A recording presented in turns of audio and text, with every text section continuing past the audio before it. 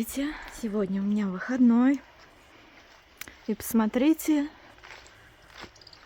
какой у нас сегодня ноябрь интересный. Вот он какой. Какой интересный ноябрь.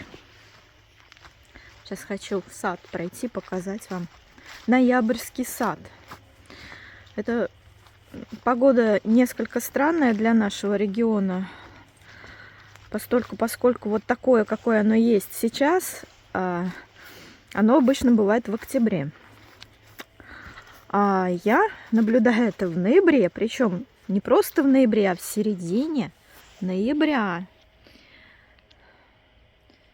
Ну, для южных регионов, может быть, это вполне нормально, но у нас обычно в ноябре уже лежит снег. Хотя я по прогнозам смотрела, снег выпадет в конце ноября. Надеюсь, что к моему дню рождения уже будет снег, потому что я очень люблю снег. Нет, ну вы посмотрите, какой туман. Это ж обалдеть. Вот, кстати, кроты у меня здесь просто лютуют. Вот, короче, нужно воспользоваться вашим советом, найти где-нибудь жестяные банки и повесить их, ну, на палке. Потому что вот здесь вся земля изрыта, вся. Вот где у меня был огород, здесь вот у меня картошка была, я ее вскапывала. Вот, кстати, хотела вам показать. Вот здесь я посадила чеснок. Когда еще в конце сентября, наверное, в начале октября, крупные чесночины такие мне мама привезла, я целую грядку высадила и укрыла травой, которую я здесь скосила. Вот у меня такой получился чесночок здесь. Интересно, там что-нибудь взошло еще или нет. Но надеюсь, до снега это не взойдет. И взойдет только весной. Будем надеяться. Ну, в общем, вот такой Silent Hill у нас сегодня утром. Интересный. А вообще, знаете, так интересно, красиво смотрится это все. На переднем плане деревья. И там на заднем чуть уже более такие матовые, нечеткие очертания. Вот здесь, кстати, у нас с соседом сетка рабица разделяет. И здесь предыдущие хозяева высадили этот, как его, вьюнок. И он уже этот забор весь погасил, можно сказать. То есть вообще, ну вот видите, я не знаю, может быть, его нужно обрезать как-то. Летом нужно будет заняться этим. Потому что он уже перерос, по-моему, все мыслимые и немыслимые границы. И даже вон столб наклонился. Слушайте, очень красиво. Вроде бы туман, серость такая, да, а деревья, как интересно, в тумане утопают. Это круто.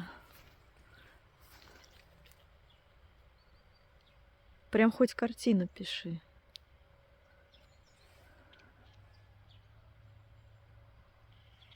Вы мне говорите, что нужно обрезать деревья, пока погода позволяет.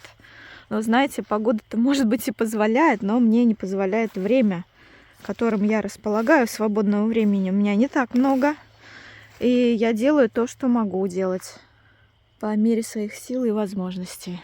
Друзья, вы меня также еще ругаете за то, что я якобы ничего не делаю ни по дому, ни по участку. Но вы знаете, помимо того, что я ограничена во временных ресурсах, да, у меня есть еще и ограничения финансовые, скажем так. Мой бюджет не позволяет скопом, разом, да, махом сделать все, там, вызвать всех необходимых рабочих, там, сделать какие-то работы. Но даже если бы вдруг так случилось, что бюджет бы позволял, да, ну, в этом случае Даже это было бы неразумным. Почему? Потому что в любом деле требуются определенные приоритеты и последовательность, да. У кого есть свой дом и свой участок, наверное, поймут, о чем я говорю. Нет смысла там делать какой-то косметический ремонт, например, в доме, да, там перестилать полы или еще что-то, пока не выполнены глобальные, более глобальные работы, например, по укреплению фундамента дома, да. Вот это такой момент. И поскольку я все-таки ограничена в бюджете, да, нужно еще разумно использовать те деньги, которые я имею, да, то есть нужно вообще научиться управлять финансовыми средствами. Сегодня у меня в планах, значит, съездить в магазин, выкинуть мусор, такая бытовушечка, и напилить побольше хвороста, который я обнаружила вот в предыдущем видео, показывала в конце участка. Мне подсказали. Вы, опять же, я к вам прислушалась. Нужно собрать этот хворост в мешки, то есть наломать маленьких веточек и по мешкам распихать. И тогда удобно будет таскать. У меня есть, конечно, тачка, но ее очень неудобно на веранду завозить, там высокий порог. Вот. А из этих ульев, знаете, что я решила сделать? Я решила сделать из них клумбы, но это будет весной. Я их отреставрирую, покрашу беленьким или еще каким-нибудь цветом. Насыплю туда земли и посажу цветочки или, может быть, какие-нибудь там горох какой-нибудь. Ну, что-то типа высоких грядок из них сделаю. Вот такую классную идею вы мне, да, подали. Я, кстати, очень много интересных идей от вас почерпнула. Огромная вам благодарность за это. Столько классных идей и вообще понимания, как вести хозяйство. Я периодически выцепляю какие-то полезные для себя штуки. Ну, конечно, есть что-то совсем не актуальное, например, там то, что я уже, например, сделала, или то, что не подходит под мою ситуацию. Но, тем не менее, то, что вы пишете, я периодически для себя, для своих реалий, скажем так, подчерпываю и использую в жизни. А вот здесь, кстати, вот я, знаете, что хочу показать? Вот здесь у меня на участке рядом с этой яблоней растет мох. Я не знаю, тут его видно или нет. Ну вот, мох. Видите? И что я хочу сделать? Я хочу попробовать высадить этот мох по всему участку. Потому что там, где он растет у меня, нету сорняков высоких. То есть так, это классно, мне так понравилось. Но это, к сожалению, небольшой такой участок у меня. Мха этого у меня в саду. То есть это вот всего лишь вот это вот пространство. Вот такое вот. Ну, в общем, где-то как-то он здесь разросся. Сейчас его за листьями не видно. Но тем не менее, вот кусочек видно мха вот этого. И здесь не растет высокая трава. А рядышком, где мха нет, растет сныть. Вот она уже полегла вся. Ну, в общем, вот. Такая история. Сегодня у меня опять банный день. У меня рутина. Баня, хворост, магазин, приборка, уборка. Может быть, по дому что-нибудь поделаю. Там у меня есть кое-какие делишки.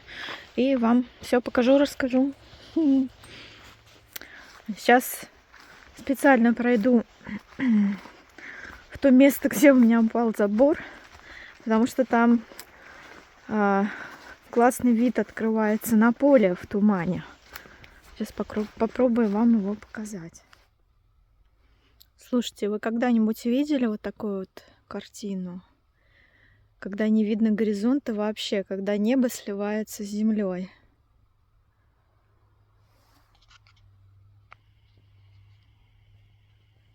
И тишина. И вообще такая, знаете, звенящая пустота, можно сказать. Ну, кроме птиц, никого, ничего не слышно.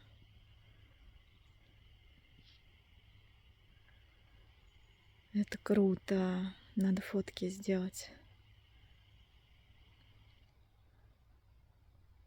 Интересно так.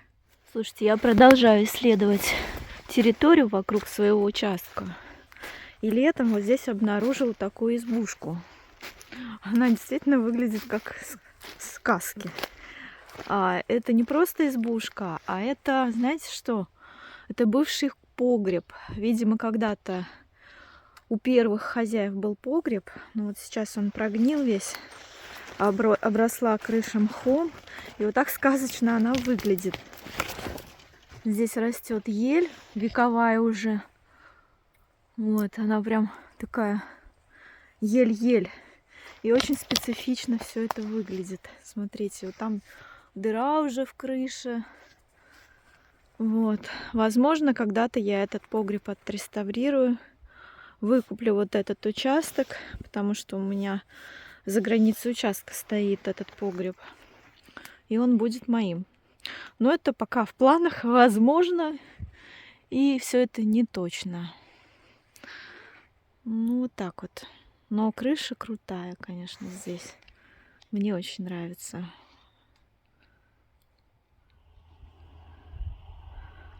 Туман. Смотрите, как красиво. Церковь вся в тумане.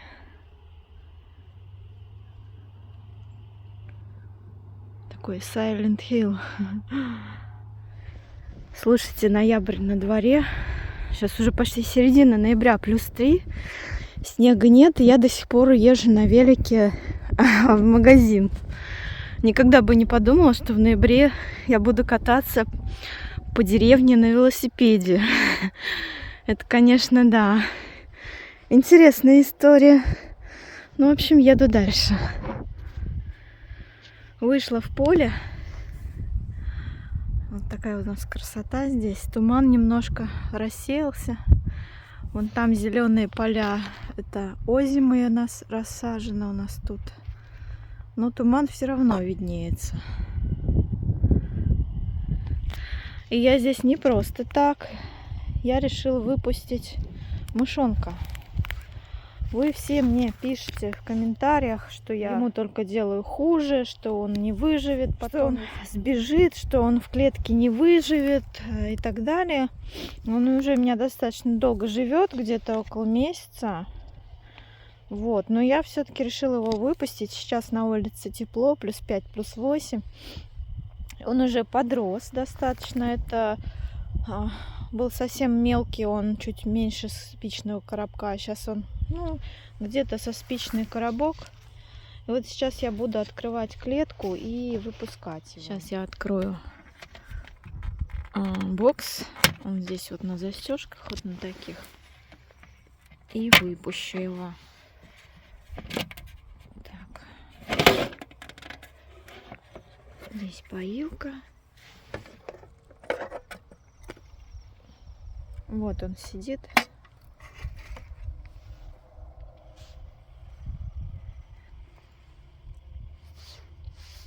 И дружочек. Ой, все, убежал. Даже не успела снять. Ну все, он на свободе, так что не переживайте. Вася, расскажи мне что ты хочешь мне рассказать?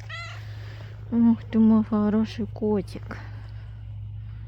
Васюша, котик. Что ты мне хочешь рассказать, Вася? Могла? Да, Вася. Умничка, хорошая. Представляете, пилю ветки и слышу колокольный звон. Кажется, у нас в церкви заработала колокольня.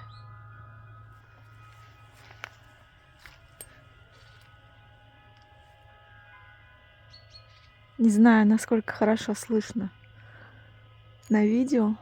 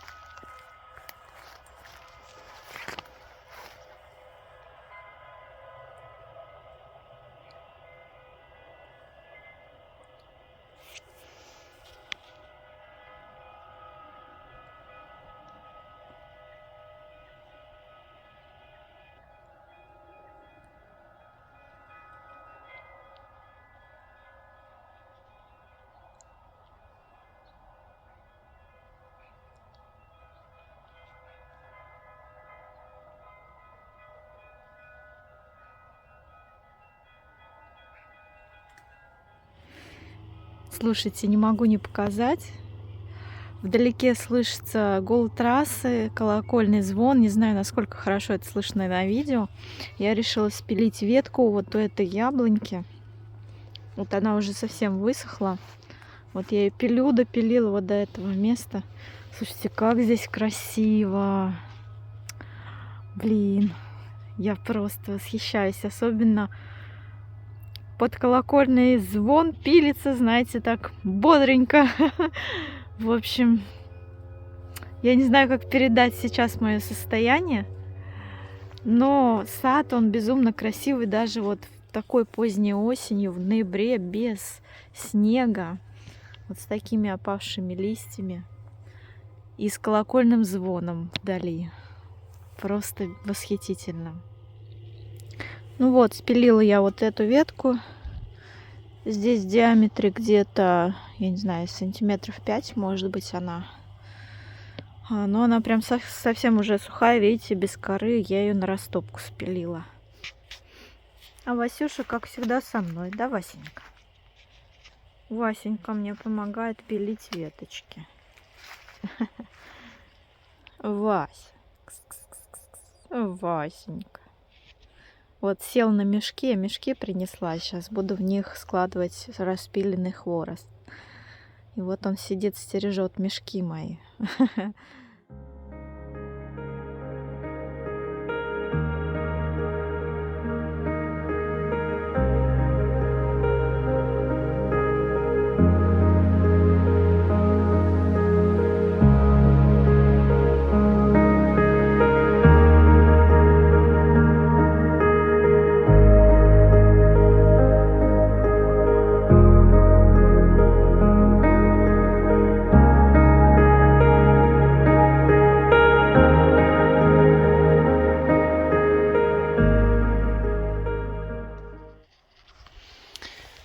И еще себе купила вот такого вот классного зайца. Вот, сейчас покажу его со всех сторон. Ой, такой классный зайчик, смотрите. И угадайте, что это? Что это? Угадайте. Вот так берешь, ставишь ногу, держишься за уши этого зайца. И так, оп. Да можно даже, наверное, не держаться за уши, а просто делать вот так. Вот. И вуаля. Та-да-да-там. Кажется, у меня сломался замок. Застрял ключ в замке. Вот даже оторвалась эта пластиковая ручка у него. Не могу никак вытащить. Замок не фурычит ни туда, ни сюда. Все заело. В общем, вызвала мастера. Должен он сегодня приехать и поставить мне новый замок. Вот, жду мастера.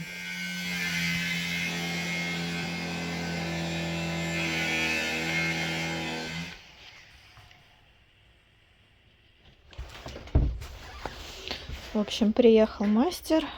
Вот сейчас он все устанавливает мне новый замок.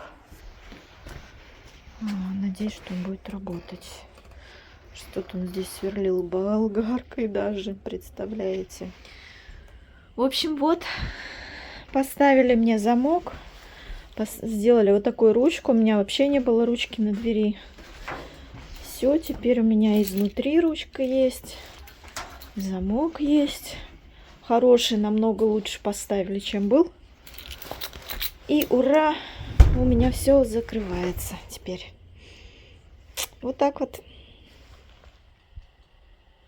Спрашиваете меня, где голубки? Вот они сидят под крыльцом. Я им сделала вот такую вот загородку вот здесь, чтобы они мне не какали. Сюда на крыльцо они иногда какают, когда там сидят. А вот с этой перегородкой они как бы вот сюда, им доступа нет, только вот здесь, с этого уголочка. И там вот они от ветра залезают и прячутся. Вот сейчас они вылезли, сидят вместе вдвоем. Голубочки. Вот так вот. У них домик там. Сегодня такая солнечная погода, вообще класс. Мне так нравится. Сладкий котик, умный, хороший. Умный, хороший. Сейчас он прогнал соседского кота. Он периодически к нам ходит на участок, а Вася его гоняет отсюда. Это отец наших котят. Васька бережет Буську. Охраняет ее от всех. Хотя она на карантине сейчас дома сидит. Но он все равно территорию бережет. Буся кормит котяток. Посмотрите, какая милота. Ты мои хорошие. Они уже такие активные. Я стараюсь уже их приучать к корму. Смотрите, какая милота. Милота. Бусюша кормит котяток. Такие они уже взрослые, хвостик уже опушается вот у этого. А тетя Триша боится котят, она на них шипит, да, тетя Триша? Смотрите, побежала. Она почему-то котят боится очень, шипит на них, убегает от них. Тетя Триша, почему ты себя так ведешь? А, тетя Триша? Да, почему ты от котяток убегаешь и шипишь на них?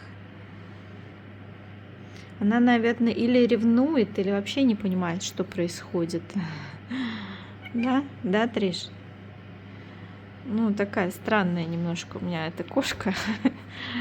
Странноватенькая. Триш, ты чё жопкой-то ко мне повернулась? Смотрите, как она запрыгивает на печку. Триша, вот все. Все, она уже на печи. Вот так вот. Тетя Триша.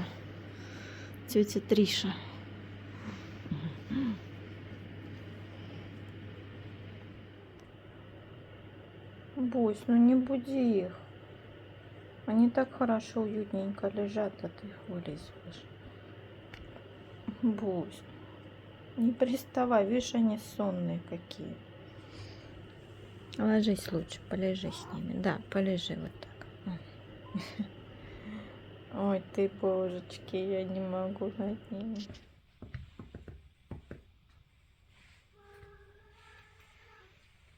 Бусь, смотри, у тебя малыш сам лакает молочко. Этот котенок родился самым последним. Но, как оказалось, он самый такой прожорливый. Он уже пробовал корм, влажные пакетики ему давала. И молочко лачит вот теперь. Милота моя. Гриль.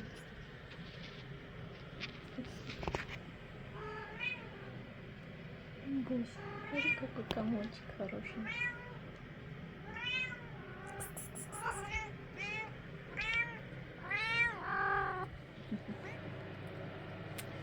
Кушаем вместе с мамой уже. Вот. Котята наши уже подросли и совсем быстро стали добираться до Бусиной миски. И посмотрите, вот у них теперь вот такой вот столовка такая. И отгоняю Бусю, чтобы она не мешала им кушать. Значит, они уже едят молочко, они едят корм, влажные пакетики. И даже я подсмотрела, некоторые котята подходят к миске с сухим кормом и грызут его. В комментариях к видео я вижу, что каждый из вас имеет свой взгляд, скажем так, на то, чем кормить котят, чем их следует кормить, чем их не следует кормить. Но я скажу так, я кормлю тем, чем считаю нужным. Когда я была маленькая и гостила в деревне у бабушки, котята ели то же самое, что и их мама. То есть, получается, я кормлю, приучаю к взрослой еде котят. Как они себя ведут, с ними все хорошо после этого корма. Они прекрасно себя чувствуют. Поэтому ничего страшного, такого прям сверхъестественного в том, что я кормлю котят коровьим молоком натуральным и кормом, я думаю, что нет.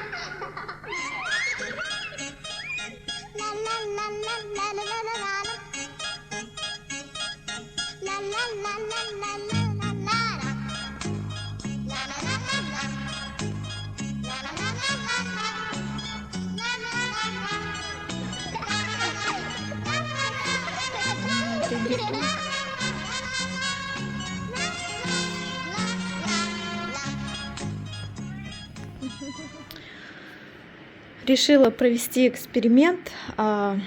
3 дня не топила дом, то есть не топила печь. Поставила тепловую пушку здесь, в большой комнате. Закрыла холодную комнату строительной занавеской.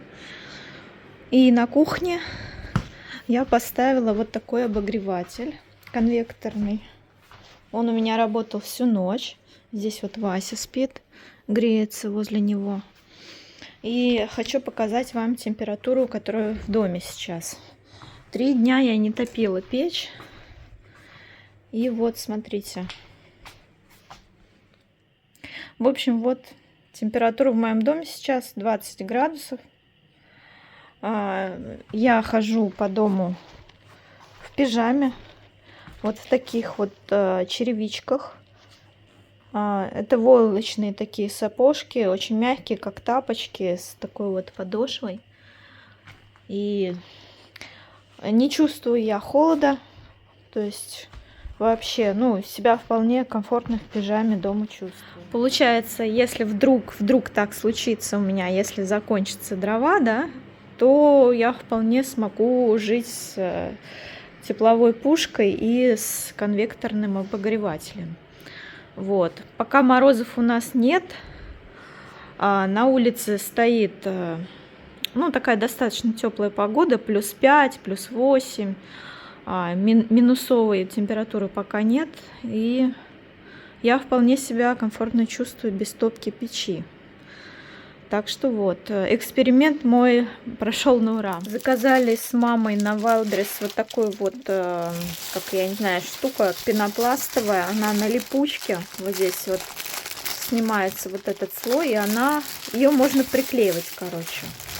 Вот такой утепляющий, скажем так, коврик я приклеила на чердак, на дверь в чердак. Оттуда очень сильно дуло, настолько сильно, что вот здесь вот в кладовке температура градусов на 10 ниже, чем в самом доме, когда я натоплю. Вот здесь, видите, я шторами закрыла кладовку, и поэтому у дома стало значительно теплее. Еще вот здесь теперь утеплила вот этой штукой чердак, дверь на чердак. Плюс еще, смотрите, здесь, такая перегородка из дощечек, да, а здесь другая комната у меня, получается, это как пристрой, и в ней очень холодно, практически как в сарае холодно. Все из-за вот этой вот чердачной двери. Надеюсь, что теперь будет теплее, посмотрим. Как я уже рассказывала, вот это самая холодная комната в моем доме. Почему? Потому что вот здесь находится чердак, здесь не утеплено ничего. Я вам показывала, я там перекрыла специально утепляющий такой, как это называется, коврик утепляющий или что. Теплоизоляцию туда наклеила на дверь на чердак. Но даже несмотря на это, видите, здесь просто доски, и под потолком щель, И понятное дело, что холод сюда очень, ну, так свободно поступает, и здесь достаточно прохладно по сравнению с температурой, общей температурой по дому, где-то 20-22 градуса. Здесь градусов, наверное, 15-16. По ощущениям очень холодно, как будто, ну, вот вышел в сарай. Вот. И сейчас я буду пытаться шуруповертом прикручивать вот эту вот строительную занавеску, да. В прошлом видео я показывала, я ее крепила с той стороны, но дело в том, что я крепила ее на липучки, она у меня быстро стала отлетать. Там я вам показывала в кухне, я прикрепила шурупчиками ее, и она у меня очень хорошо держится. Вот, и сейчас я вот эту тоже также попробую вот с этой стороны прикрепить шуруповертом. Вот Буся пришла кричать. Бусь, ну что за тревога у тебя? Постоянно кричит, что-то мяучит.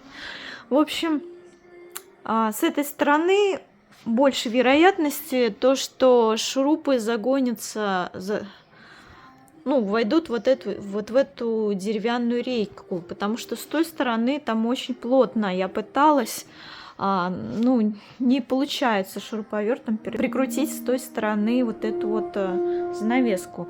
Сейчас попробую с этой. In the morning when I wake and the sun is coming through, oh, you fill my lungs with sweetness, and you fill my head with you. Shall I write it in a letter? Shall I try to get it down? Oh, you fill my head with pieces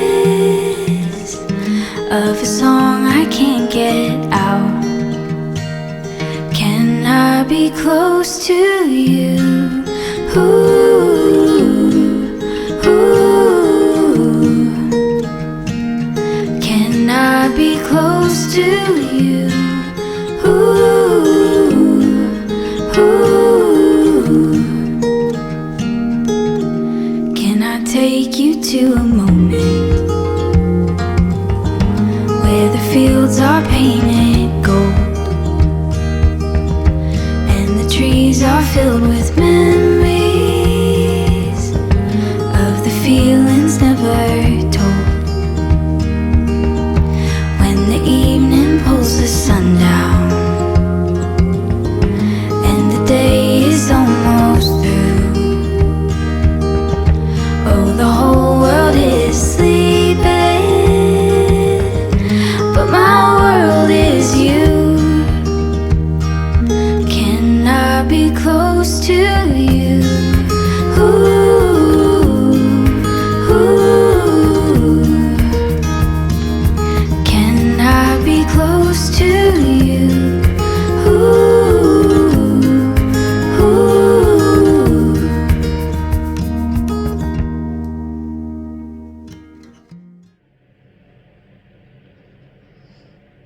Кладу ее в кроватку, там, где все остальные котята спят. А она из манежа вылазит, мяучит и лезет ко мне. Вот села рядом со мной, сидит здесь, покусывает, полизывает меня. И не отходит от меня. Мелкота. Понравилась я ей, да, Белочка? Вот какие у нас ушки красивые. И ты мне тоже понравилась, Беляш. Вот так вот. Вот такие мы красотули. Да, красотули мы. Глазки только надо почистить, да? Глазки только надо почистить. И будет все чики-пуки.